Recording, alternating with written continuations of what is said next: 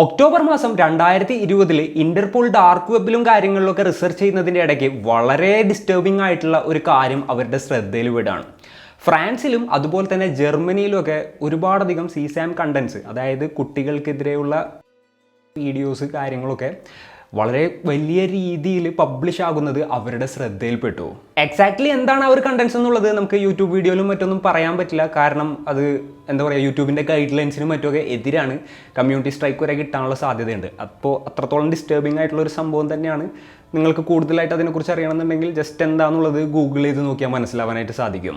ഒരുപാട് വർഷങ്ങളായിട്ട് ബൾക്കായിട്ട് ഇത്തരത്തിലുള്ള വീഡിയോസും കാര്യങ്ങളും അപ്ലോഡ് ആവുന്നത് കൊണ്ട് തന്നെ ഇന്റർപോൾ അതിൻ്റെ പിന്നാലെ പോവുകയാണ്. ഇതാരാണ്, എവിടെ നിന്നാണ് അപ്ലോഡ് ചെയ്യുന്നത് എന്നതിനെ കുറിച്ച് കേട്ട് അവർ കൂടുതലായിട്ട് അന്വേഷിക്കാനായിട്ട് തുടങ്ങി.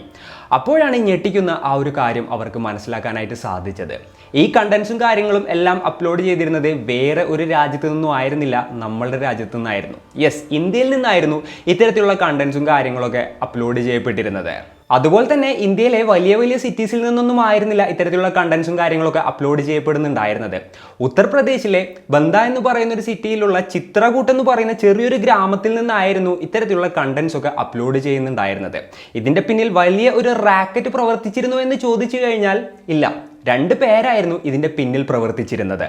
അപ്പോൾ സൊസൈറ്റിയിൽ മാന്യതയുടെ മുഖംമൂടി അണിഞ്ഞ ആ 2 പേരെ കുറിച്ചും അതുപോലെ തന്നെ ആ ഒരു കേസിനെ കുറിച്ചും പിന്നെ എങ്ങനെയാണ് ആ ഒരു കേസ് ഇന്ത്യയിൽ ഇൻവെസ്റ്റിഗേറ്റ് ചെയ്ത് അവരെ പിടികൂടിയത് തുടങ്ങിയിട്ടുള്ള കാര്യങ്ങളൊക്കെയാണ് ഇന്നത്തെ വീഡിയോയിൽ നമ്മൾ ഡിസ്കസ് ചെയ്യാനായിട്ട് പോകുന്നത്. Hello guys, welcome back to the channel. Raseen this side. അപ്പോൾ ഇന്റർപോളിന് ഡയറക്റ്റ് ആയിട്ട് ഇന്ത്യയിൽ വന്നിട്ട് ഇത്തരത്തിലുള്ള ക്രൈം ചെയ്യുന്ന ആളുകളെ അറസ്റ്റ് ചെയ്യാനുള്ള അതോറിറ്റി ഇല്ല. സോ ഇന്ത്യൻ ഗവൺമെൻറ്റിനെ അവർ സമീപിക്കുകയാണ്. അപ്പോൾ ഇങ്ങനെയുള്ള കേസുകൾ കാര്യങ്ങളൊക്കെ വരുമ്പോൾ ഡയറക്റ്റ് ആയിട്ട് CBI ആയിരിക്കും അത് ഹാൻഡിൽ ചെയ്യുക. അപ്പോൾ CBIക്ക് ഈ ഒരു കേസിൻ്റെ റിപ്പോർട്ട്സും കാര്യങ്ങളൊക്കെ കിട്ടി. അവർ നോക്കുമ്പോൾ ഒരു UPയിലത്തെ ചെറിയൊരു വില്ലേജിൽ നിന്ന് ഇത്തരത്തിലുള്ള കണ്ടൻസ് ഒരുപാടധികം ഡാർക്ക് വെബിൽ അപ്ലോഡ് ചെയ്യപ്പെടുന്നുണ്ട്.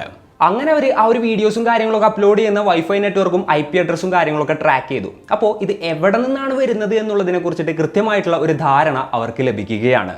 ചിത്രകൂട്ടിലെ രാംഭവൻ എന്ന് പറയുന്ന 46 വയസ്സുള്ള ഒരാളുടെ വീട്ടിൽ നിന്നായിരുന്നു ഇത്തരത്തിലുള്ള കണ്ടൻസും കാര്യങ്ങളൊക്കെ അപ്ലോഡ് ചെയ്യപ്പെടുന്നുണ്ടായിരുന്നത്. ആളെക്കുറിച്ച് പറയുകയാണെന്നുണ്ടെങ്കിൽ ആള് ഇറിഗേഷൻ ഡിപ്പാർട്ട്മെന്റിലെ ഒരു ജൂനിയർ എഞ്ചിനീയർ ആയിട്ട് വർക്ക് ചെയ്തുകൊണ്ടിരിക്കുന്ന ഒരാളായിരുന്നു. ഇനിയും ഒരു 10-15 വർഷത്തിൽ ആൾ റിട്ടയർ ആവും, പിന്നെ പെൻഷൻ കിട്ടും. അങ്ങനെ നോക്കാന്നുണ്ടെങ്കിൽ യാതൊരു ഇഷ്യൂസ് ഉള്ള ഒരാളൊന്നുമല്ല. പിന്നെ CBI ഉദ്യോഗസ്ഥർ ചെക്ക് ചെയ്തപ്പോൾ ഇയാൾക്ക് യാതൊരു തരത്തിലുള്ള ക്രിമിനൽ ബാക്ക്ഗ്രൗണ്ടും കാര്യങ്ങളൊന്നുമില്ല. അപ്പോൾ ഡയറക്റ്റ് ആയിട്ട് ഇത്തരത്തിലുള്ള ഒരാളുടെ വീട്ടിൽ പോയിട്ട് അയാളെ അറസ്റ്റ് ചെയ്യാന്നൊക്കെ പറഞ്ഞു കഴിഞ്ഞിട്ടുണ്ടെന്നുണ്ടെങ്കിൽ അത് എളുപ്പമുള്ളൊരു കാര്യമല്ല. അതേപോലെ തന്നെ ഇനിയിപ്പോൾ ആ ഒരു ഇൻഫർമേഷനും കാര്യങ്ങളൊക്കെ മിസ്ലീഡിങ് ആണെന്നുണ്ടെങ്കിൽ അത് വലിയൊരു ഇഷ്യൂ ആയിട്ട് മാറും. അങ്ങനെ CBI ഉദ്യോഗസ്ഥർ ആ ഒരു ഏരിയയിൽ മഫ്തിയിൽ വന്നിങ്ങായിട്ട് ഇവരെ കുറിച്ചിങ്ങായിട്ട് കൂടുതലായിട്ട് അന്വേഷിക്കുകയാണ്. CBI ഉദ്യോഗസ്ഥർ നോക്കിയപ്പോൾ രാംഭവനും ആളുടെ വൈഫായിട്ടുള്ള ദുർഗാവതിയുമായിരുന്നു ആ ഒരു വീട്ടിൽ താമസിക്കുന്നുണ്ടായിരുന്നത്. അപ്പോൾ ഇവർക്ക് എങ്ങനെ ആ ഒരു കാറ്റഗറിയിലുള്ള ഇത്രയധികം വീഡിയോസ് കിട്ടിയെന്നുള്ളതായി CBI ഉദ്യോഗസ്ഥരുടെ ആദ്യത്തെ സംശയം. ഇതിനെക്കുറിച്ച് കൂടുതൽ അറിയുന്നതിന് വേണ്ടിയിട്ട് അവിടെ ചുറ്റുള്ള ആളുകളുടെ അടുത്തൊക്കെ CBI ഉദ്യോഗസ്ഥർ അന്വേഷിക്കുകയാണ്.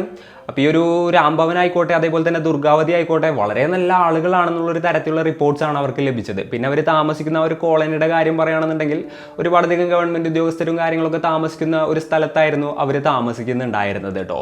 പിന്നെ ഈ രാംഭവനെ കുറിച്ച് കൂടുതലായിട്ട് അന്വേഷിച്ചപ്പോൾ ആൾ വളരെ പങ്ക്ച്വൽ ആയിട്ടുള്ള ഒരാളാണ്, പറയുന്ന കാര്യങ്ങൾ അതേപോലെ തന്നെ ചെയ്യുന്ന ഒരാളാണ് എന്നുള്ള തരത്തിലായിരുന്നു CBIക്ക് കിട്ടിയ റിപ്പോർട്ട്. അതായത് രാവിലെ 8 മണി ആയിട്ടുണ്ടെന്നുണ്ടെങ്കിൽ ആളുടെ വീടിൻ്റെ ഡോറ് തുറന്നിട്ടുണ്ടാവും, അതേപോലെ തന്നെ ആൾ ഓഫീസിലോട്ട് പോകുന്നുണ്ടാവും. കറക്റ്റ് ഈവനിങ് ആയിട്ടുണ്ടെന്നുണ്ടെങ്കിൽ ആൾ തിരിച്ചു വരും. ആളുടെ ലോകം എന്ന് വെച്ച് കഴിഞ്ഞിട്ടുണ്ടെന്നുണ്ടെങ്കിൽ ആളുടെ ഭാര്യയായിട്ടുള്ള ദുർഗാവതിയാണ്. അല്ലാതെ ആൾക്ക് വേറെ യാതൊരു തരത്തിലുള്ള ദുശ്ശീലങ്ങളും ഇല്ല, അതേപോലെ തന്നെ വേറെ പുറത്തുനിന്നുള്ള കൂട്ടുകെട്ടുകളൊന്നുമില്ല. ഓഫീസ് വിട്ട് കഴിഞ്ഞാൽ വീട് വിട്ട് കഴിഞ്ഞാൽ ഓഫീസ്, അതായിരുന്നു ആളുടെ ലോകം. അതുപോലെ തന്നെ ഈ ഒരു രാംഭവന്റെയും ദുർഗാവതിയുടെയും വിവാഹം കഴിഞ്ഞിട്ട് ഒരുപാടധികം വർഷങ്ങളായിട്ടുണ്ടായിരുന്നു എന്നുണ്ടെങ്കിലും ഇവർക്ക് കുട്ടികൾ ഉണ്ടായിരുന്നില്ല. സോ ഇവർക്ക് ചുറ്റുവട്ടത്തുള്ള കുട്ടികളോടൊക്കെ അത്രത്തോളം ഒരു സ്നേഹമായിരുന്നു. ഈ ദുർഗാവതിയുടെ കാര്യം പറയുകയാണെന്നുണ്ടെങ്കിൽ അവർ ഭയങ്കര വൃത്തിയുള്ളൊരു സ്ത്രീയായിരുന്നു എന്ന് പറയാനായിട്ട് സാധിക്കും. അതായത് വീടും കാര്യങ്ങളൊക്കെ എപ്പോഴും ഭയങ്കര വൃത്തിക്കിടും. അതായത് ചെറിയ എന്തെങ്കിലും ഒരു അഴുക്ക് കണ്ടാൽ തന്നെ അപ്പോൾ അവരത് തുടച്ച് വൃത്തിയാക്കും. പിന്നെ അവർ പുറത്തേക്കൊക്കെ പോയി കഴിഞ്ഞിട്ട് അധികം ആളുകളോടൊന്നും കമ്മ്യൂണിക്കേറ്റ് ചെയ്യുന്ന ആളുകളായിരുന്നില്ല. എന്നാൽ എല്ലാവർക്കും അവരുടെ വീട്ടിലെപ്പോഴും കയറി ചെല്ലാവുന്ന രീതിയിലായിരുന്നു അവരുടെ പെരുമാറ്റവും കാര്യങ്ങളൊക്കെ. അതുകൊണ്ട് തന്നെ സ്ഥിരമായിട്ട് കുട്ടികളും കാര്യങ്ങളൊക്കെ അവരുടെ വീട്ടിലോട്ട് പോകുന്നത് പതിവായിട്ടുള്ളൊരു കാര്യമായിരുന്നു. അങ്ങനെ കുട്ടികൾ ചെല്ലുന്ന സമയത്ത് ഇവരവർക്ക് മിഠായി കൊടുക്കും, അതേപോലെ തന്നെ എന്താ പറയുക, മിൽക്ക് ഷേക്ക്, കുടിക്കാനുള്ള വെള്ളം, അത് ഇത് സാധനങ്ങളൊക്കെ കൊടുത്ത് കുട്ടികളെ ട്രീറ്റ് ചെയ്യാറുണ്ടായിരുന്നു. പിന്നെ ഈ ഒരു രാംഭവന്റെ കാര്യം പറയുകയാണെന്നുണ്ടെങ്കിൽ ആൾ ആ ഒരു നാട്ടിലുള്ള എല്ലാ കുട്ടികളോടും ഭയങ്കര ഫ്രണ്ട്ലി ആയിരുന്നു. അതായത് ആളുടെ വീട്ടിൽ ആളൊരു റൂം ഗെയിമിങ്ങിന് വേണ്ടി സെറ്റ് ചെയ്ത് വെച്ചിട്ടുണ്ടായിരുന്നു. അതായത് ഗെയിമിംഗ് പി സിയും കാര്യങ്ങളൊക്കെ ഉണ്ടായിരുന്നു. പിന്നെ എന്താ പറയുക, പ്ലേ സ്റ്റേഷൻ ഉണ്ടായിരുന്നു. 2010 തുടങ്ങിയിട്ട് ഹൈ എൻഡ് ടെക്നോളജിയും കാര്യങ്ങളൊക്കെ ആളുടെ വീട്ടിലുണ്ടായിരുന്നു. അന്ന് തുടങ്ങിയിട്ട് എന്താ പറയുക, നെറ്റും ഇൻ്റർനെറ്റൊക്കെ ഉണ്ടായിരുന്നു. അന്നൊക്കെ അപ്പോൾ നമ്മൾ നോക്കുകയാണെന്നുണ്ടെങ്കിൽ എല്ലാ വീട്ടിലും ഇൻ്റർനെറ്റ് ഒന്നുമില്ല, വളരെ ചുരുക്ക സ്ഥലങ്ങളിലെ ഇൻ്റർനെറ്റൊക്കെ ഉള്ളൂ. ആ സമയത്ത് തുടങ്ങിയിട്ട് ഹൈ സ്പീഡ് ഇൻ്റർനെറ്റും കാര്യങ്ങളൊക്കെ ആളുടെ വീട്ടിലുണ്ടായിരുന്നു. ഇത്തരത്തിലുള്ള കാര്യങ്ങളൊക്കെ മനസ്സിലാക്കി കഴിഞ്ഞപ്പോൾ സ്ഥിരമായിട്ട് കുട്ടികൾ ആളുടെ വീട്ടിലെത്താറുണ്ടെന്നുള്ളത് CBI ഉദ്യോഗസ്ഥർക്ക് തീർച്ചയാവുകയാണ്. അതായത് എന്തെങ്കിലും മിൽക്ക് ഷേക്ക് തരാനോ മിഠായി തരാനോ അല്ലാന്നുണ്ടെങ്കിൽ ഗെയിം കളിക്കാമെന്നൊക്കെ പറഞ്ഞിട്ട് ഇയാൾ സ്ഥിരമായിട്ട് കുട്ടികളെ വീട്ടിലോട്ട് വിളിച്ചുകൊണ്ട് പോകുന്നത് ആ നാട്ടിലുള്ള എല്ലാവർക്കും അറിയാവുന്ന ഒരു കാര്യം കൂടിയായിരുന്നു. അതുപോലെ തന്നെ എല്ലാവർക്കും ഈ ഒരു രാംഭവനെയും ദുർഗാവതിയെയും അത്രത്തോളം വിശ്വാസമായിരുന്നു. അതായത് നിങ്ങൾ ആ ഒരു വീട്ടിലോട്ട് പോയി നോക്കിയിട്ടുണ്ടെന്നുണ്ടെങ്കിൽ അറിയാം എത്ര വൃത്തിയുള്ളൊരു വീടാണെന്ന്. ദുർഗാവതി അത്രയും വൃത്തിയുള്ളൊരു സ്ത്രീയാണ്. അവർക്കാണെന്നുണ്ടെങ്കിൽ കുട്ടികളില്ലാത്തത് കൊണ്ട് കുട്ടികളെ ഭയങ്കര ഇഷ്ടമാണ്. അതുകൊണ്ട് നമ്മളിപ്പോൾ എവിടെയെങ്കിലും പോകാമെന്നുണ്ടെങ്കിൽ തന്നെ നമ്മളെ കുട്ടികളെ ഏറ്റവും സേഫായിട്ട് ഏൽപ്പിക്കാൻ പറ്റുന്ന ഒരു സ്ഥലം അവരുടെ വീടാണെന്നുള്ള തരത്തിലായിരുന്നു ആ ഒരു ഏരിയയിലുള്ള എല്ലാവരും CBI ഉദ്യോഗസ്ഥരോട് പറഞ്ഞത്. ചുരുക്കം പറഞ്ഞു കഴിഞ്ഞിട്ടുണ്ടെന്നുണ്ടെങ്കിൽ അവരെക്കുറിച്ച് മോശമായിട്ട് ഒരാളും തന്നെ ഈ ഒരു ഉദ്യോഗസ്ഥരുടെ അടുത്ത് ഒന്നും പറഞ്ഞിട്ടുണ്ടായിരുന്നില്ല. എല്ലാവർക്കും അവരെക്കുറിച്ച് നല്ലതേ പറയാനുണ്ടായിരുന്നുള്ളൂ. CBI ഉദ്യോഗസ്ഥർ നോക്കുമ്പോൾ ഇവരെക്കുറിച്ച് ആർക്കും ഒന്നും മോശം പറയാനില്ല. പക്ഷേ സ്ഥിരമായിട്ട് ചെറിയ കുട്ടികൾ ഇവരുടെ വീട്ടിലോട്ട് പോകുന്നത് പതിവായിട്ടുള്ളൊരു കാര്യമായിരുന്നു. അതേപോലെ തന്നെ ആ ഒരു വീട്ടിൽ നിന്ന് തന്നെയാണ് ഇത്തരത്തിലുള്ള ഫയൽസും കാര്യങ്ങളൊക്കെ അപ്ലോഡ് ആവുന്നതും. അങ്ങനെ പോലീസുകാർ എന്താണെന്നുണ്ടെങ്കിലും അവരുടെ വീട്ടിൽ പോയി കഴിഞ്ഞിട്ട് ഇൻവെസ്റ്റിഗേറ്റ് ചെയ്യാൻ തന്നെ തീരുമാനിക്കുകയാണ്. നേരെ അവരുടെ വീട്ടിലോട്ട് എത്തുകയും ചെയ്തു. കൃത്യമായി പറഞ്ഞാൽ 2020 ഒക്ടോബർ 31 CBI ഉദ്യോഗസ്ഥർ അവരുടെ വീട്ടിലോട്ട് എത്തിയത്. അപ്പോഴാണ് അയൽവാസികൾക്കെല്ലാം തന്നെ കാര്യം മനസ്സിലായത്. കാര്യം കുറച്ച് ആളുകൾ ഇവരെക്കുറിച്ച് ഇങ്ങോട്ട് കഴിഞ്ഞ കുറച്ച് ദിവസങ്ങളായിട്ട് വളരെ രഹസ്യമായിട്ട് അന്വേഷിക്കുന്നുണ്ട് എന്നുണ്ടെങ്കിലും അവർ പോലീസുകാരാണ്, അല്ലാന്നുണ്ടെങ്കിൽ CBI ഉദ്യോഗസ്ഥരാണെന്നുള്ളതിനെ കുറിച്ചിട്ടൊന്നും അവർക്ക് യാതൊരു ഐഡിയ ഉണ്ടായിരുന്നില്ല. ആരൊക്കെയോ വന്നിങ്ങോട്ട് ഇവരെക്കുറിച്ച് അന്വേഷിക്കുന്നുണ്ട്, എന്തെങ്കിലും കാര്യങ്ങൾ ഉണ്ടാവുന്നായിരുന്നു അവർ കരുതിയിട്ടുണ്ടായത്. പിന്നെ നാട്ടുകാരുടെ എല്ലാവരുടെയും മുഖത്തുണ്ടായിരുന്ന ഒരു സംശയം എന്താണെന്ന് വെച്ച് കഴിഞ്ഞിട്ടുണ്ടെന്നുണ്ടെങ്കിൽ എന്ത് തെറ്റാണ് ഇവർ ചെയ്തതെന്നായിരുന്നു. എന്നാൽ CBI ഉദ്യോഗസ്ഥർ അവരുടെ വീട്ടിലോട്ട് കയറിയപ്പോൾ തന്നെ ഈ രാംഭവനും അതേപോലെ തന്നെ ആളുടെ വൈഫിനും കാര്യങ്ങൾ മനസ്സിലായി. അവരവിടെ നിന്ന് ഓടി രക്ഷപ്പെടാനോ അല്ലാന്നുണ്ടെന്നുണ്ടെങ്കിൽ തങ്ങൾ ഇതൊന്നും ചെയ്തിട്ടില്ല എന്ന് പറയാനോ നിന്നില്ല. എന്തായാലും നിങ്ങൾ ഇവിടെ എത്തി, ഞങ്ങൾ എന്തായാലും പിടിക്കപ്പെട്ടു, അപ്പോൾ അവരെന്തായാലും സറണ്ടർ ആവുന്ന ഒരു സിറ്റുവേഷനിലോട്ടാണ് കാര്യങ്ങൾ എത്തിയത്. CBI ഉദ്യോഗസ്ഥരുടെ പിന്നാലെ ഫോറൻസിക് ടീം എത്തുകയാണ്. വല്ല ഫോറൻസിക് എവിഡൻസും കാര്യങ്ങളും അവിടെ നിന്ന് കിട്ടുമെന്ന് നോക്കുന്നതിന് വേണ്ടിയിട്ട്. എന്നാൽ ഒന്നും തന്നെ ഫോറൻസിക് ടീമിന് അവിടെ നിന്ന് കണ്ടുപിടിക്കാനായിട്ട് സാധിച്ചില്ല. പുറത്തുനിന്നുള്ള എല്ലാവരും പറയുന്നുണ്ട് സ്ഥിരമായിട്ട് കുട്ടികൾ അവിടോട്ട് കയറുന്ന ഒരു സ്ഥലമാണെന്നുള്ളത്. എന്നാൽ ആ ഒരു വീട് മുഴുവൻ അരിച്ചു പറക്കിയിട്ടും ആ ഒരു പ്ലേ സ്റ്റേഷനും കാര്യങ്ങളൊക്കെ ഇരിക്കുന്ന ഗെയിമിംഗ് റൂം ഉണ്ടല്ലോ, അവിടെ ഒക്കെ ഫുൾ അരിച്ചു പറക്കിയിട്ടും ഒരു കുട്ടിയുടെ ഒരു ഫിംഗർ പ്രിന്റ് പോലും ഫോറൻസിക് ഉദ്യോഗസ്ഥർക്ക് കണ്ടെത്താനായിട്ട് സാധിച്ചില്ല. അതിൻ്റെ ഒരു റീസൺ ആയിട്ട് പറയുന്നത് എന്താണെന്ന് വെച്ച് കഴിഞ്ഞിട്ടുണ്ടെന്നുണ്ടെങ്കിൽ ഈ ഒരു ദുർഗാവതി എന്ന് പറയുന്ന സ്ത്രീക്ക് ഭയങ്കര വൃത്തിയാണല്ലോ. അവർ സ്ഥിരമായിട്ടെല്ലാം ഇങ്ങനെ തുടച്ച് വൃത്തിയാക്കി വെക്കുന്ന ഒരാളായിരുന്നു. അതുകൊണ്ട് തന്നെ ഒരു തെളിവും അവർ അവിടെ അവശേഷിപ്പിച്ചിട്ടുണ്ടായിരുന്നു. അങ്ങനെ ഉദ്യോഗസ്ഥർ അവിടുത്തെ വൈഫൈ ഡിവൈസസ് അതേപോലെ തന്നെ ഇലക്ട്രോണിക് ഗാഡ്ജറ്റ്സും കാര്യങ്ങളൊക്കെ പരിശോധിക്കാനായിട്ട് തുടങ്ങി. ഒരുപാടധികം അത്തരത്തിലുള്ള ഗാഡ്ജറ്റ്സ് ആയിരുന്നു പോലീസിന് അവിടെ നിന്ന് കണ്ടെത്താനായിട്ട് സാധിച്ചത്. അതായത് ഹൈ ക്യാമറ ക്വാളിറ്റി ഉള്ള 10ലേറെ മൊബൈൽ ഫോൺസ്, പിന്നെ എന്താ പറയുക കുറേ ഹാർഡ് ഡിസ്ക്, കുറേ മെമ്മറി കാർഡ്സ്, അതേപോലെ തന്നെ കുറേ ട്രൈപോഡ്സ്, പിന്നെ എന്താ പറയുക ഡാർക്ക് വെബും കാര്യങ്ങളൊക്കെ ആക്സസ് ചെയ്യാൻ വേണ്ടിയിട്ട് യൂസ് ചെയ്തിരുന്ന സിസ്റ്റം തുടങ്ങിയിട്ടുള്ള ഒരുപാടധികം സാധനങ്ങൾ പോലീസിന് അവിടെ നിന്ന് കണ്ടെത്താനായിട്ട് സാധിച്ചു. പിന്നെ ഈ ഉദ്യോഗസ്ഥർ ഹാർഡ് ഡിസ്കും കാര്യങ്ങളൊക്കെ പരിശോധിച്ചപ്പോൾ ആ ഒരു കാറ്റഗറിയിൽപ്പെട്ട ഒരുപാടധികം വീഡിയോസും ഫോട്ടോസും കണ്ടെത്താനായിട്ട് സാധിച്ചു. ഈ ഒരു രാംഭവന്റെ കാര്യം പറയുകയാണെന്നുണ്ടെങ്കിൽ ആളുടെ പണി ഇങ്ങനെ കുട്ടികളെ ട്രാപ്പ് ചെയ്തിട്ട് വീട്ടിലോട്ട് കൊണ്ടുവരിക എന്നുള്ളത് മാത്രമായിരുന്നു. അവിടെ നിന്ന് ബാക്കിയുള്ള കാര്യങ്ങളെല്ലാം തന്നെ ചെയ്തിരുന്നത് ഈ ദുർഗാവതി എന്ന് പറയുന്ന സ്ത്രീയായിരുന്നു. അവർക്ക് കുട്ടികളെ അങ്ങനെ ഒരു ആനന്ദം ഉണ്ടായിരുന്നു. അവർക്ക് അവരുടെ ഭർത്താവായിട്ടുള്ള ഈ ഒരു രാംഭവനെ കണ്ടു കഴിഞ്ഞിട്ടുണ്ടെന്നുണ്ടെങ്കിൽ വികാരവും കാര്യങ്ങളൊന്നും വരില്ല. അവർക്ക് അതൊക്കെ വരണമെന്നുണ്ടെങ്കിൽ കാണണം. അതുപോലെ തന്നെ ഈ ഒരു ദുർഗാവതി ചെയ്യുന്ന ക്രൂര പ്രവർത്തികൾ പല ട്രൈപോഡ്സ് വെച്ച് പല ആംഗിളിൽ നിന്ന് ഷൂട്ട് ചെയ്ത് കഴിഞ്ഞിട്ട് വിൽക്കലായിരുന്നു അവരുടെ മറ്റൊരു പരിപാടി. നോക്കുകയാണെന്നുണ്ടെങ്കിൽ ഒരുപാട് വർഷങ്ങളായിട്ട് ഇവർ ഈ ഒരു കാര്യം തുടർന്നുകൊണ്ടേയിരിക്കുകയായിരുന്നു. പോലീസുകാർ പരിശോധിച്ചപ്പോൾ വളരെ ഓർഡറായിട്ട് അലൈൻഡ് ആയിട്ടുള്ള ഫയൽസും കാര്യങ്ങളുമാണ് അവർക്ക് കണ്ടെത്താനായിട്ട് സാധിച്ചത്. 2010 തുടങ്ങിയിട്ടുള്ള ഡാറ്റാസും കാര്യങ്ങളൊക്കെ പോലീസിന് കണ്ടെത്താനായിട്ട് സാധിച്ചിട്ടുണ്ടായിരുന്നു. അതും ഓരോ ഫോൾഡർ, ഓരോ കുട്ടിയുടെ പേര്, അതേപോലെ തന്നെ ആ ഫോൾഡറിലുള്ള എന്തൊക്കെ വീഡിയോസ് ആണെന്നുള്ള അതിൻ്റെ ഡിസ്ക്രിപ്ഷൻസ്, എന്തൊക്കെ ഫോട്ടോസാണ് അതിൻ്റെ ഡിസ്ക്രിപ്ഷൻസ്, അതായത് പക്ക ഓർഗനൈസ്ഡ് ആയിട്ടായിരുന്നു ഓരോ ഫയൽസും കാര്യങ്ങളൊക്കെ ഇവർ സൂക്ഷിച്ചു വെച്ചിട്ടുണ്ടായത്. യെസ്, വളരെ പ്രൊഫഷണൽ ആയിട്ടായിരുന്നു രാംഭവൻ ഇതെല്ലാം തന്നെ ഡീൽ ചെയ്യുന്നുണ്ടായിരുന്നത്. ഇയാളുടെ ക്ലയന്റ് ബേസ് കംപ്ലീറ്റ് ഉണ്ടായിരുന്നത് വിദേശ രാജ്യങ്ങളായിരുന്നു. എസ്പെഷ്യലി ജർമ്മനി, ഫ്രാൻസ് പോലുള്ള കൺട്രീസിലോട്ടായിരുന്നു ഇങ്ങനെയുള്ള വീഡിയോസൊക്കെ ആൾ സെയിൽ ചെയ്തിരുന്നത്. അങ്ങനെ CBI ഉദ്യോഗസ്ഥർ ആ വീഡിയോസിൽ നിന്നും മറ്റുമൊക്കെ വിക്ടിംസ് ആയിട്ടുള്ള ആളുകളുടെ ഐഡന്റിറ്റിയും കാര്യങ്ങളൊക്കെ കണ്ടെത്തുകയാണ്. എന്നിട്ട് ആ കുട്ടികളെ ക്വസ്റ്റ്യൻ ചെയ്യാനായിട്ട് തുടങ്ങി. ചൈൽഡ് കൗൺസിലേഴ്സ് ത്രൂ ആയിരുന്നു കേട്ടോ ഇത്തരത്തിലുള്ള ക്വസ്റ്റ്യനും കാര്യങ്ങളൊക്കെ നടത്തിയത്. അവരെ ക്വസ്റ്റ്യൻ ചെയ്തപ്പോൾ അവർ അക്ഷരാർത്ഥത്തിൽ പൊട്ടിക്കരയുകയായിരുന്നു. അവർക്ക് നടന്ന ആ ക്രൂരമായിട്ടുള്ള സംഭവങ്ങളെക്കുറിച്ച് ഇവരുമായിട്ട് ഷെയർ ചെയ്യുകയായിരുന്നു. എന്നാൽ ആ കുട്ടികളുടെ പാരൻസിനൊന്നും തന്നെ ഇതിനെക്കുറിച്ച് യാതൊരു ഐഡിയ ഉണ്ടായിരുന്നില്ല.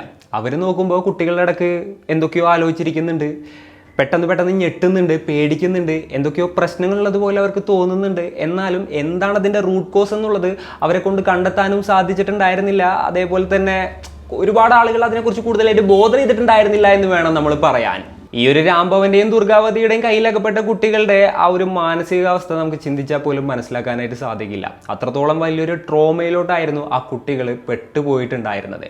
പിന്നെ ഇവർ ഏകദേശം 2 ലക്ഷത്തോളം ഫയൽസ് വിദേശ രാജ്യങ്ങളിലേക്ക് വിൽപ്പന നടത്തിയെന്നാണ് റിപ്പോർട്ട്സിലും കാര്യങ്ങളിലൊക്കെ പറയുന്നത് കേട്ടോ. കുറച്ചൊന്നുമല്ല, ലക്ഷങ്ങൾ. പിന്നെ ഇങ്ങനെയുള്ള വീഡിയോസും കാര്യങ്ങളൊക്കെ വിറ്റിട്ട് അവർ കാശ് വാങ്ങിയിരുന്നത് ക്രിപ്റ്റോ കറൻസിയിലായിരുന്നു. അതുകൊണ്ട് തന്നെ അത് ട്രാക്ക് ചെയ്യാനും ബുദ്ധിമുട്ടായിരുന്നു. എന്നാലും ഇവരുടെ കസ്റ്റമേഴ്സ് ആയിട്ടുള്ള കുറേ ആളുകളെ ഇന്റർപോൾ ട്രാക്ക് ചെയ്ത് കണ്ടെത്തിയതായിട്ടും റിപ്പോർട്ടുകളിൽ പറയുന്നുണ്ട്. എന്തൊക്കെയാണെങ്കിലും ഉദ്യോഗസ്ഥർ ഈ ഒരു വീടും കാര്യങ്ങളൊക്കെ പരിശോധിച്ചപ്പോൾ ഇവർ കുട്ടികൾക്കെതിരെ നടത്തിയ തെളിവുകളും കാര്യങ്ങളൊക്കെ വീഡിയോസ് ആയിട്ട് തന്നെ ലഭിക്കുകയാണ്. അതേപോലെ തന്നെ 8 ലക്ഷത്തി ചില്ലാനം രൂപ ക്യാഷ് ആയിട്ടും അവരുടെ വീട്ടിൽ നിന്നും പോലീസിന് കണ്ടെത്താനായിട്ട് സാധിച്ചു. പിന്നെ CBI ഉദ്യോഗസ്ഥർ വിക്ടിംസിനെയും കാര്യങ്ങളൊക്കെ ഐഡന്റിഫൈ ചെയ്തല്ലോ. അപ്പോൾ 3 വയസ്സ്, 4 വയസ്സ്, 5 വയസ്സൊക്കെ ഉള്ള കുട്ടികളായിരുന്നു. അതായത് 3-നും 15-നും ഇടയിലുള്ള ഒരുപാടധികം കുട്ടികൾ ഇവരുടെ വലയിൽ പെട്ടിട്ടുണ്ടായിരുന്നു എന്ന് വേണം പറയാൻ. ഇവർ ഈ ഒരു പരിപാടിയൊക്കെ സ്റ്റാർട്ട് ചെയ്ത സമയത്ത് ഈ ഒരു 3-4 വയസ്സുള്ള കുട്ടികളുടെ കാര്യം പറയുകയാണെന്നുണ്ടെങ്കിൽ ഇവരെ പിടികൂടിയപ്പോൾ അവർ ടീനേജേഴ്സ് ആയിട്ടുണ്ടായിരുന്നു. അവരുടെ അടുത്ത് ഇവരെ കുറിച്ചുള്ള കാര്യങ്ങളൊക്കെ ചോദിച്ചപ്പോൾ അവർക്ക് ഏറെക്കുറെ ഒരുപാടധികം കാര്യങ്ങൾ ഓർമ്മയുണ്ടായിരുന്നു. അവർ ചെറുപ്പത്തിൽ നടന്ന അത്രയും ട്രൊമാറ്റിക് ആയിട്ടുള്ള അനുഭവമാണല്ലോ, അതൊന്നും അവരെ കൊണ്ട് മറക്കാനായിട്ട് സാധിക്കുന്നുണ്ടായിരുന്നില്ല. അവർ കരഞ്ഞുകൊണ്ടായിരുന്നു എന്നാണ് പറയുന്നത് ഇതിനുള്ള മറുപടിയൊക്കെ പറഞ്ഞത്. എങ്ങനെയാണ് സാറേ ഞങ്ങളതൊക്കെ മറക്കുക? അത്രത്തോളം ക്രൂരമായിട്ടുള്ള, അല്ലാന്നുണ്ടെങ്കിൽ മനുഷ്യ അല്ലാത്തൊരു സ്ത്രീയാണ് ഈ ഒരു ദുർഗാവതി എന്നുള്ളതായിരുന്നു ആ കുട്ടികളുടെ ഒരു ഉത്തരം. അങ്ങനെ ചൈൽഡ് ഹെൽപ്പ് ലൈൻ ഉദ്യോഗസ്ഥർ ത്രൂ അവർക്ക് കൗൺസിലിങ്ങും കാര്യങ്ങളൊക്കെ കൊടുക്കുകയാണ്. ഇവരുടെ വിക്ടിംസ് ആയിട്ടുള്ള ഏകദേശം 33 കുട്ടികളെയാണ് അവർ ഐഡന്റിഫൈ ചെയ്തതായിട്ട് കോർട്ടിൽ പ്രൊഡ്യൂസ് ചെയ്തതായിട്ട് പറയുന്നത്. ഞാൻ നേരത്തെ പറഞ്ഞ പോലെ തന്നെ 3-4 വയസ്സ് തുടങ്ങിയിട്ട് 15-16 വയസ്സ് വരെയുള്ള കുട്ടികളായിരുന്നു കേട്ടോ അത്.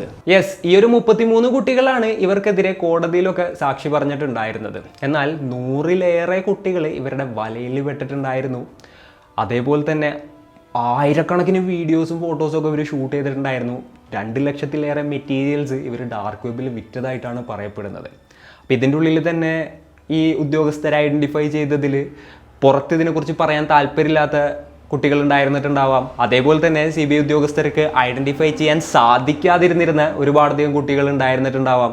അല്ലാന്നുണ്ടെങ്കിൽ ഇതിൻ്റെ ഉള്ളിൽ നിന്ന് സ്ലിപ്പായി പോയിട്ടുള്ള ഒരുപാടധികം കുട്ടികൾ ഉണ്ടായിരുന്നിട്ടുണ്ടാകാം. ഈ CBI ഉദ്യോഗസ്ഥർ രാംഭവനെ ക്വസ്റ്റ്യൻ ചെയ്തപ്പോൾ ആൾ പറഞ്ഞുകൊണ്ടിരുന്നിരുന്നത് ഒരേ കാര്യമായിരുന്നു. ഇത്രയും കാലമായിട്ടും ഞാൻ ഗവൺമെൻറ് ജോലിയിൽ ഇരുന്നിട്ട് യാതൊരു കറപ്ഷനും ചെയ്തിട്ടില്ല, വളരെ സത്യസന്ധമായിട്ടാണ് ഞാൻ ആ ഒരു ജോലി ചെയ്യുന്നുണ്ടായിരുന്നത്. പിന്നെ എൻ്റെ ലോകം എന്ന് പറഞ്ഞു കഴിഞ്ഞിട്ടുണ്ടെന്നുണ്ടെങ്കിൽ എൻ്റെ ഭാര്യയായിട്ടുള്ള ദുർഗാവതിയാണ്. അവൾക്ക് വേണ്ടിയിട്ട് ഞാൻ എന്തും ചെയ്യും, ഞാൻ മരിക്കും, ഞാൻ എന്ത് വേണമെങ്കിലും ചെയ്യും.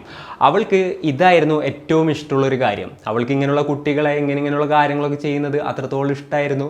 കഴിഞ്ഞ 10 വർഷത്തോളം എനിക്കത് സാധിച്ചു കൊടുക്കാൻ പറ്റി. അതിൽ ഞാൻ അത്രത്തോളം സന്തോഷമുള്ള ഒരാളാണെന്നുള്ളൊരു തരത്തിലാണ് ആൾ ഉദ്യോഗസ്ഥരുടെ അടുത്ത് മറുപടി പറഞ്ഞത്. പിന്നെ ദുർഗാവതിയെ ക്വസ്റ്റ്യൻ ചെയ്തപ്പോൾ അവർക്ക് കൂടുതലായിട്ടൊന്നും തന്നെ പറയാനുണ്ടായിരുന്നില്ല. നിങ്ങൾ എന്തായാലും ഇത് കണ്ടുപിടിച്ചല്ലോ, ഇനിയിപ്പോൾ ബാക്കി കോടതി തീരുമാനിക്കട്ടെ എന്നുള്ളൊരു മൈൻഡിലായിരുന്നു അവരുടെ മറുപടികളെല്ലാം തന്നെ. ഇവർ രണ്ടുപേരും ഇങ്ങനെ വളരെ വിയേർഡായിട്ടുള്ള ആൻസേഴ്സ് ഉദ്യോഗസ്ഥർക്ക് കൊടുക്കുന്നത് കൊണ്ട് തന്നെ മെൻ്റൽ ഹെൽത്ത് എക്സ്പേർട്സിനെ വിളിച്ചിട്ട് ഇവർക്ക് കൗൺസിലിംഗ് കൊടുത്തിട്ട് ഇവരുടെ അടുത്തുനിന്ന് എന്താ പറയുക ചോദ്യങ്ങൾ ചോദിക്കാനും ഉദ്യോഗസ്ഥർ ശ്രമിച്ചിട്ടുണ്ടായിരുന്നു. എന്നാലും അവരൊന്നും തന്നെ വിട്ടുപറയുന്നും ഉണ്ടായിരുന്നില്ല.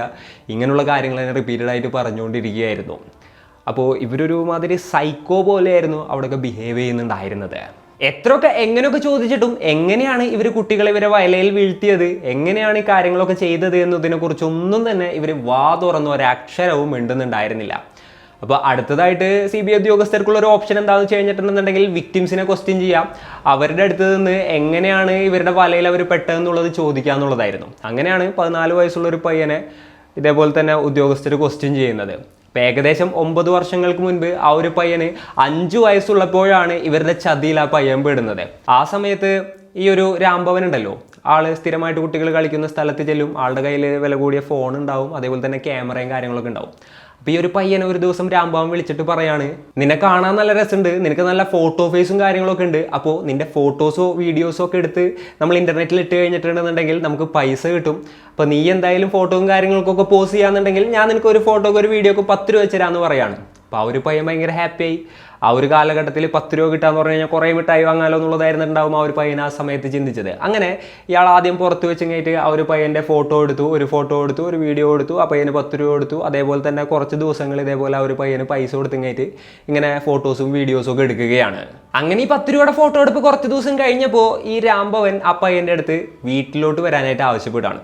നീ എൻ്റെ വീട്ടിലേക്ക് വന്നു കഴിഞ്ഞിട്ട് അവിടെ കുറേ ഗെയിമും കാര്യങ്ങളൊക്കെ ഉണ്ടല്ലോ, അത് കളിക്ക്, അപ്പോൾ അതിൻ്റെ ഫോട്ടോസും വീഡിയോസും ഞാൻ എടുക്കാം. ആ ഫോട്ടോസും വീഡിയോസും ഇതേപോലെ തന്നെ നമ്മൾ ഇൻ്റർനെറ്റിൽ ഇട്ട് കഴിഞ്ഞിട്ടുണ്ടെങ്കിൽ കൂടുതൽ പൈസ കിട്ടും, അപ്പോൾ അതിന് ഞാൻ നിനക്ക് 100 രൂപ വെച്ച് തരാമെന്ന് പറയാണ്. ഓൾറെഡി ഡെയിലി 10 രൂപ വെച്ച് കഴിഞ്ഞിട്ട് ഇയാളുടെ അടുത്ത് നിന്ന് ഈ പയ്യന് കിട്ടുന്നുണ്ട്.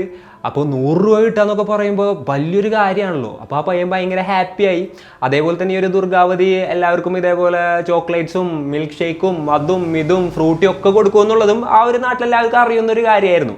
അതുകൊണ്ട് തന്നെ ആ ചക്കൻ ഭയങ്കര എക്സൈറ്റഡ് ആയിട്ട് അവരുടെ വീട്ടിലോട്ട് പോവുകയാണ്. അവരുടെ വീട്ടിലെത്തി അവരെ ഗ്രീറ്റ് ചെയ്തത് ദുർഗാവതി ആയിരുന്നു. ദുർഗാവതി ആ ഒരു പയ്യന് കുടിക്കാനായിട്ട് ഒരു ഫ്രൂട്ടി കൊടുക്കുകയാണ്.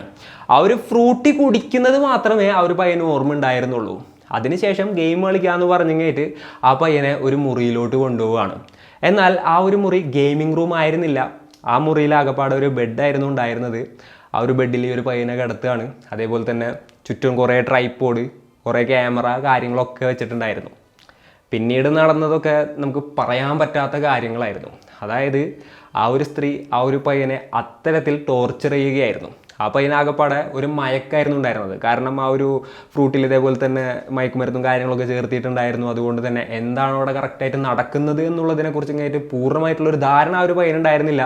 തൻ്റെ മുന്നിൽ കുറച്ച് മിഠായും കാര്യങ്ങളൊക്കെ വെച്ചിരുന്നതായിട്ടുള്ളൊരു ഓർമ്മ ഉണ്ടായിരുന്നതായിട്ടാണ് പിന്നീട് പോലീസ് ഉദ്യോഗസ്ഥരുടെ അടുത്ത് ആ ഒരു പയ്യൻ പറഞ്ഞത്. അങ്ങനെ കുറച്ച് നേരം കഴിഞ്ഞപ്പോൾ ബോധം വന്നു. ആ ഒരു പയ്യന് ഇതേപോലെ തന്നെ 100 രൂപയും കൊടുത്തു. ആ പയ്യൻ അവിടെ നിന്ന് നേരെ പോയി, വീട്ടിലോട്ട് പോയി. പിന്നെ വീട്ടിലോട്ട് പോകുന്ന സമയത്തും അന്ന് രാത്രിയൊക്കെ ആ പയ്യൻ്റെ പ്രൈവറ്റ് പാർട്സിൻ്റെ അവിടെയൊക്കെ നല്ല പെയിനൊക്കെ ഉണ്ടായിരുന്നു. എന്നാലും ആ പയ്യൻ എന്ത് പറ്റിയാവോ എന്ന് ആലോചിച്ചു എന്നുള്ളതല്ലാതെ അവിടെ അതൊക്കെയാണ് നടന്നതെന്നുള്ളതിനെ കുറിച്ചിട്ട് ആ സമയത്ത് ഒരു ധാരണ ഉണ്ടായിരുന്നില്ല. അങ്ങനെ പിറ്റേ ദിവസവും ഇതേപോലെ തന്നെ ആ ഒരു ദുർഗാവതി ആൻറ്റിനെ കാണാനും അതേപോലെ തന്നെ രാംഭവൻ അങ്കിളിനെ കാണാനും ആ ഒരു വീട്ടിലോട്ട് ചെല്ലുകയാണ് ഈ പയ്യൻ. വീണ്ടും ഫ്രൂട്ടി കിട്ടും, മിൽക്ക് ഷേക്ക് കിട്ടും, മിഠായിട്ടും ഗെയിം കളിക്കാം എന്നുള്ളതൊക്കെ ആയിരുന്നു ആ പയ്യൻ്റെ തോട്ട്. കഴിഞ്ഞ ദിവസം ഫ്രൂട്ടി കുടിച്ചാൽ മാത്രമേ ആ പയ്യന് ഓർമ്മയുള്ളൂ, ഞാൻ ഗെയിം കളിച്ച, അതിനുശേഷം അല്ലാന്നുണ്ടെങ്കിൽ ഞാൻ അവിടെ കിടന്ന് ഉറങ്ങിപ്പോയാ, അങ്ങനെയൊക്കെ ആയിരുന്നു ആ ഒരു പയ്യൻ ചിന്തിച്ചിട്ടുണ്ടായിരുന്നത്. എന്നാൽ പിറ്റേ ദിവസം ആ ഒരു പയ്യൻ വീട്ടിലെത്തിയപ്പോൾ രാംഭവനും ദുർഗാവതിയും ആ പയ്യന് ഫ്രൂട്ടി അല്ല കൊടുത്തത്. അതിന് പകരം ഇന്നലെ ഷൂട്ട് ചെയ്ത വീഡിയോ കാണിച്ചു കൊടുക്കുകയായിരുന്നു. ആ ഒരു വീഡിയോ കണ്ടിട്ട് ആ പയ്യനാകപ്പാടെ വല്ലാണ്ടായിപ്പോയി. എൻ്റെ ശരീരത്തിന് ഇവരെന്തൊക്കെയാണ് ഈ കാണിക്കുന്നത് എന്നൊക്കെ പറഞ്ഞ പയ്യനാകപ്പാടെ ഇല്ലാണ്ടായി പോവാണ്. ഞാൻ എൻ്റെ അച്ഛൻ്റെ അടുത്ത് അമ്മയുടെ അടുത്തും പറഞ്ഞു കൊടുക്കുമെന്ന് പറഞ്ഞു കഴിഞ്ഞിട്ട് അവിടെ നിന്ന് ഇറങ്ങി ഓടാനായിട്ട് നോക്കി. എന്നാൽ രാംഭവൻ ആ ഒരു പയ്യനെ പിടിച്ചു നിർത്തുകയാണ്. എന്നിട്ട് ആ പയ്യൻ്റെ കയ്യിൽ ഒരു 500 രൂപ വെച്ച് കൊടുത്തു. ഇത് സാധാരണ ഒരു പടമല്ല നമ്മൾ ഷൂട്ട് ചെയ്തത്, ഇത് ഭയങ്കര വലിയൊരു സംഭവമാണ്. നമ്മളിപ്പോൾ ഇവിടെ നീ പേടിക്കൊന്നും വേണ്ട, ഇവിടെ ഇത് ആരും കാണൂല, വിദേശ രാജ്യങ്ങളിലോട്ടാണ് ഇത് പോകുന്നത്, അതുകൊണ്ട് തന്നെ യാതൊരു പേടിക്കാനൊന്നുമില്ല. എന്തായാലും ഇങ്ങനെയുള്ള പടം ഷൂട്ട് ചെയ്താൽ കൂടുതൽ കാശ് കിട്ടും എന്നുള്ള രീതിയിൽ ആ ഒരു പയ്യൻ്റെ അടുത്ത് പറയാണ്. എനിക്ക് ഈ ഒരു പൈസ ഒന്നും വേണ്ട, ഞാൻ എന്തായാലും പറയുമെന്ന് പറഞ്ഞിട്ട് ഈ ഒരു പയ്യൻ വീണ്ടും അവിടെ നിന്ന് രക്ഷപ്പെട്ട് പോകാനായിട്ട് നോക്കുന്ന സമയത്ത് ഇയാൾ പറഞ്ഞൊരു കാര്യം എന്താണെന്ന് വെച്ച് കഴിഞ്ഞിട്ടുണ്ടെങ്കിൽ, ഈ ഒരു വിവരം നിൻ്റെ അച്ഛനും അമ്മയൊക്കെ അറിഞ്ഞു കഴിഞ്ഞിട്ടുണ്ടെന്നുണ്ടെങ്കിൽ നിന്നെ അതേപോലെ അടിക്കും. അതേപോലെ തന്നെ നിൻ്റെ സ്കൂളിലുള്ള കൂട്ടുകാരൊക്കെ ഇതൊക്കെ അറിഞ്ഞു കഴിഞ്ഞിട്ടുണ്ടെന്നുണ്ടെങ്കിൽ അവരെന്തായിരിക്കും നിൻ്റെ അടുത്ത് ചിന്തിക്കുന്നതും ചെയ്യുന്നതെന്നൊക്കെ ഇയാൾ ചോദിക്കുകയാണ്. നിന്നെ എല്ലാവരും ഒറ്റപ്പെടുത്തും. അതേപോലെ തന്നെ നിനക്ക് സ്വസ്ഥമായിട്ട് ഇനി ജീവിക്കാനൊന്നും പറ്റൂല, ആകെ പ്രശ്നമായിരിക്കും. അപ്പോൾ മിണ്ടാതെ സഹകരിക്കുന്നതാണ് നിനക്ക് നല്ലത് എന്നുള്ള രീതിയിൽ ആ ചെറിയ പയ്യനെ, വെറും 5 വയസ്സുള്ള ആ ഒരു പയ്യനെ ബ്ലാക്ക് മെയിൽ ചെയ്യാണ്. അപ്പം ചെറിയ കുട്ടിയല്ലേ, കുട്ടിക്ക് എന്ത് ചെയ്യുന്നൊന്നും അറിയില്ല. അങ്ങനെ ആ ഒരു കുട്ടി അവരുടെ ആ ഒരു ബ്ലാക്ക് മെയിലിൽ വീണു പോവാണ്. ആ കുട്ടിക്ക് എന്താ ചെയ്യേണ്ടതെന്ന് അറിയാതെ വീണ്ടും വീണ്ടും ഇവർ വിളിക്കുമ്പോഴൊക്കെ അങ്ങോട്ട് എത്തുകയാണ്. അതുപോലെ തന്നെ ഈ രാംഭവൻ വേറൊരു കാര്യം കൂടെ ആ പയ്യൻ്റെ അടുത്ത് പറയാണ്. നിനക്കിനി ഇത് ചെയ്യാൻ താല്പര്യമില്ല, ഇങ്ങോട്ട് വരാൻ താല്പര്യമില്ല എന്നുണ്ടെന്നുണ്ടെങ്കിൽ, നിനക്ക് ഇവിടെ നിന്ന് രക്ഷപ്പെടണമെന്നുണ്ടെങ്കിൽ, ഞങ്ങളിത് പുറത്ത് പറയരുതെന്നുണ്ടെങ്കിൽ നീ നിന്റെ 2 കൂട്ടുകാരും ഇങ്ങോട്ട് കൂട്ടിക്കൊണ്ടുവരണം. യെസ്, 2 പേരെ റെഫർ ചെയ്ത് കഴിഞ്ഞാൽ നിനക്ക് ഇവിടെ നിന്ന് രക്ഷപ്പെടാം എന്നുള്ളൊരു കാര്യമായിരുന്നു ആൾ പറഞ്ഞത്. ഗെയിം കളിക്കാന്ന് പറഞ്ഞ് കൂട്ടിക്കൊണ്ടുവന്നോ, മിൽക്ക് ഷേക്ക് തരാമെന്ന് പറഞ്ഞ് കൂട്ടിക്കൊണ്ടുവന്നോ, എന്ത് വേണമെങ്കിലും പറഞ്ഞ് നിനക്ക് കൂട്ടിക്കൊണ്ടുവരാം. അങ്ങനെയാണെന്നുണ്ടെങ്കിൽ നിനക്ക് ഇതിൻ്റെ ഉള്ളിൽ നിന്ന് രക്ഷപ്പെടാമെന്ന് ആ ഒരു പയ്യൻ്റെ അടുത്ത് പറയുകയാണ്. ഇങ്ങനെ തന്നെയായിരുന്നു ഇവർ എല്ലാ കുട്ടികളുടെ അടുത്തും പറയുന്നുണ്ടായിരുന്നത്. അങ്ങനെ തന്നെയായിരുന്നു ഒരുപാടധികം കുട്ടികൾ ത്രൂ തന്നെ അങ്ങോട്ട് എത്തുന്നതും അതിൻ്റെ ഉള്ളിൽ പെടുന്നതും. യെസ്, സ്റ്റാർട്ടിങ്ങിൽ ഗെയിമുകൾ, ജ്യൂസ് കുടിക്കൽ, ഷേക്ക് കുടിക്കൽ തുടങ്ങിയിട്ടുള്ള കാര്യങ്ങളൊക്കെ ആയിരുന്നു എന്നുണ്ടെങ്കിലും അവസാനം ആ ബെഡിലോട്ടായിരുന്നു എല്ലാ കുട്ടികളും എത്തുന്നുണ്ടായിരുന്നത്. കാര്യങ്ങൾ ഇങ്ങനെയൊക്കെ ഇത്രയൊക്കെ സംഭവിച്ചിട്ടും ഒരൊറ്റ കുട്ടി പോലും അവരുടെ പാരൻസിൻ്റെ അടുത്ത് ആ വീട്ടിൽ ഇങ്ങനെയുള്ള കാര്യങ്ങളൊക്കെയാണ് നടക്കുന്നത് എന്നതിനെ കുറിച്ച് ഇങ്ങേറ്റ് വാ തുറന്നിട്ടുണ്ടായിരുന്നില്ല. അത്രത്തോളം സ്ട്രോങ് ആയിട്ടും സൈക്കോളജിക്കലായിട്ടും ആയിരുന്നു ഈ കുട്ടികളെ എല്ലാവരെയും അവർ ബ്ലാക്ക് മെയിൽ ചെയ്ത് പേടിപ്പിച്ച് വെക്കുന്നുണ്ടായിരുന്നത്. പിന്നെ ഈ കുട്ടികളുടെ കാര്യം പറയാന്നുണ്ടെങ്കിൽ ചെറിയ മക്കളല്ലേ, അപ്പോൾ അമ്മമാരൊക്കെ നോക്കുമ്പോൾ ഇവരുടെ പ്രൈവറ്റ് പാർട്സിൻ്റെ അവിടെയൊക്കെ ഇതേപോലുള്ള പാടുകളും കാര്യങ്ങളൊക്കെ കാണുമ്പോൾ എന്ത് പറ്റിയതാണെന്ന് ചോദിക്കുന്ന സമയത്ത് വീണപ്പോൾ പറ്റിയതാണ്, അവിടെ തട്ടിയതാണ്, ഇവിടെ തട്ടിയതാണെന്നുള്ള രീതിയിലൊക്കെ ആയിരുന്നു കുട്ടികൾ മറുപടി പറഞ്ഞിട്ടുണ്ടായിരുന്നത്. ചില കുട്ടികളെ ഇതിൻ്റെ പേരിൽ ഹോസ്പിറ്റലിലോട്ട് കൊണ്ടുപോകേണ്ടി വന്ന സിറ്റുവേഷൻസ് ഉണ്ടായിട്ടുണ്ട്. അതേപോലെ തന്നെ ദീർഘകാലങ്ങൾ ഇതിൻ്റെ ഒരു ആഫ്റ്റർ എഫക്ട്സ് അനുഭവിക്കേണ്ടുന്ന രീതിയിൽ വരെ ബാധിച്ച കുട്ടികളും ഉണ്ടായിരുന്നു. ഒരുപാട് വർഷങ്ങൾ ഇവർ ഇത് ആരെയും അറിയിക്കാതെ ചെയ്തുകൊണ്ടേയിരുന്നു. 2010 തുടങ്ങിയിട്ട് 2020 വരെ.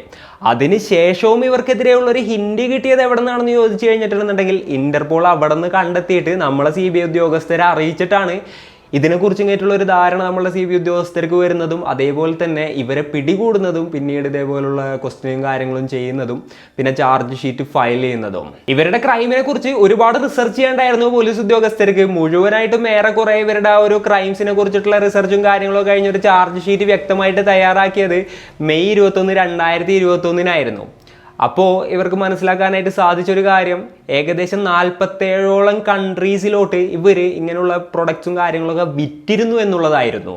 ഈ ചാർജ് ഷീറ്റും കാര്യങ്ങളൊക്കെ ഫയൽ ചെയ്തിട്ട് ഏകദേശം 2 വർഷത്തോളം ഈ ഒരു കേസിൻ്റെ എന്താ പറയുക ട്രയൽസും കാര്യങ്ങളൊക്കെ നടക്കുകയാണ്. അവസാനം 2026 ഫെബ്രുവരി 20 ഈ ഒരു കേസിൻ്റെ വിധി വന്നത്. ഇവർ ചെയ്തത് റയറസ്റ്റ് ആയിട്ടുള്ള ക്രൈമാണെന്നും ഇവർ ജീവിക്കാനായിട്ട് അർഹതയില്ലാത്തവരാണെന്നും കോടതി കണ്ടെത്തുകയായിരുന്നു. സെഷൻസ് കോടതി അങ്ങനെ ഇവർക്ക് വധശിക്ഷയായിരുന്നു വിധിച്ചത്. അതുപോലെ തന്നെ ഈ ഒരു 33 വിക്ടിംസിനും 10 ലക്ഷം രൂപ വെച്ച് ഇങ്ങോട്ട് കൊടുക്കാനും കോടതി ഉത്തരവ് ഉണ്ടാവുകയാണ്. പിന്നെ അതേപോലെ തന്നെ അവരുടെ വീട്ടിൽ നിന്നും സീസ് ചെയ്ത ആ ഒരു 8 ലക്ഷത്തി ചില്ലാനം രൂപയില്ലേ, അതേ 33 വിക്ടിംസിനും ഒരേപോലെ ഭാഗിച്ചു കൊടുക്കുകയും ചെയ്തു. ബട്ട് നമുക്കറിയാം സെഷൻസ് കോടതിയാണ് ഇങ്ങനെയുള്ളൊരു വധശിക്ഷ വിധിച്ചത്. ഇനി അത് ഹൈക്കോടതി ശരിവെക്കണം. അതിനുശേഷം അവർക്ക് വേണമെന്നുണ്ടെങ്കിൽ സുപ്രീം കോടതിയിൽ അപ്പീൽ ചെയ്യാം. ഇനിയിപ്പോൾ സുപ്രീം കോടതിയും അത് എന്താ പറയുക ശരിവെച്ച് കഴിഞ്ഞിട്ടുണ്ടെന്നുണ്ടെങ്കിൽ പ്രസിഡന്റിന് ദയാഹർജിക്ക് അവർക്ക് കൊടുക്കാം. അപ്പോൾ എന്തൊക്കെയാണെങ്കിലും ഈ ഒരു വധശിക്ഷയും കാര്യങ്ങളൊക്കെ എളുപ്പത്തിൽ നടക്കും എന്നുള്ളതൊക്കെ നമുക്ക് നോക്കിയിരുന്ന് തന്നെ കാണേണ്ടതായിട്ട് വരും. അപ്പോൾ ഇന്നത്തെ ഒരു വീഡിയോയിൽ ഇത്രയൊക്കെയാണ് പറയാനുള്ളത്. നമ്മളിന്ന് സംസാരിച്ചത് രാംഭവൻ, ദുർഗാവതി എന്ന് പറയുന്ന അത്രത്തോളം ഈവിളായിട്ടുള്ള അത്രത്തോളം ക്രൂരന്മാരായിട്ടുള്ള ആ ഒരു കപ്പിളിൻ്റെ കഥയാണ്. ഈ ഒരു സ്റ്റോറി ആയിട്ടപ്പോൾ നിങ്ങൾക്ക് എന്താണ് തോന്നിയത്? നിങ്ങളുടെ തോട്ട്സും കാര്യങ്ങളും എന്തൊക്കെയാണെന്നുണ്ടെങ്കിലും താഴെ കമൻറ്റുകളായിട്ട് രേഖപ്പെടുത്തുക. അപ്പോൾ ഇന്നത്തെ ഒരു വീഡിയോയിൽ ഇത്രയൊക്കെ തന്നെ പറയാനുള്ളൂ. ഇത് ഇത്തിരി ഡിസ്റ്റർബിംഗ് ആയിട്ടുള്ളൊരു വീഡിയോ തന്നെ ആയിരുന്നു എന്ന് തോന്നുന്നുണ്ട്. അങ്ങനെയാണ് എനിക്ക് ഇത് റിസർച്ചും കാര്യങ്ങളൊക്കെ ചെയ്ത സമയത്ത് ഭയങ്കര ഡിസ്റ്റർബിംഗ് ആയിട്ട് ഫീൽ ചെയ്തിട്ടുണ്ടായിരുന്നു. എന്തൊക്കെയാണെങ്കിലും അപ്പോൾ ഈ ഒരു വീഡിയോ നിങ്ങൾ കൂടെ അറിയേണ്ടതാണ് എന്ന് എനിക്ക് തോന്നി. നമ്മളുടെ ചുറ്റും ഇങ്ങനെയുള്ള ഒരുപാടധികം കാര്യങ്ങൾ നടക്കുന്നുണ്ട്. നമ്മൾ ഭയങ്കര പാവങ്ങളാണ്, ഇവർ പ്രശ്നക്കാരും അല്ല, എല്ലാവരും ഭയങ്കര അടിപൊളിയാണെന്ന് പറയുന്ന ആളുകൾ വരെ നമ്മൾ ചിന്തിക്കാത്ത തരത്തിലുള്ള കാര്യങ്ങളൊക്കെ ചെയ്യുന്നുണ്ടാവും എന്നുള്ളത് ഈ ഒരു വീഡിയോനെ കുറിച്ച് ഇങ്ങനെ റിസർച്ച് ചെയ്തപ്പോൾ എനിക്ക് മനസ്സിലായി. ഈ ഒരു വീഡിയോ കണ്ടു കഴിഞ്ഞപ്പോൾ നിങ്ങൾക്കും തോന്നുന്നുണ്ടാവാം. അപ്പോൾ എന്തൊക്കെയാണെങ്കിലും ഇന്നത്തെ ഈ ഒരു വീഡിയോയിൽ ഇത്രയൊക്കെ തന്നെയാണ് പറയാനുള്ളത്. അപ്പോൾ and it's me Raseen signing off. Peace. Stay peaceful guys. Stay safe.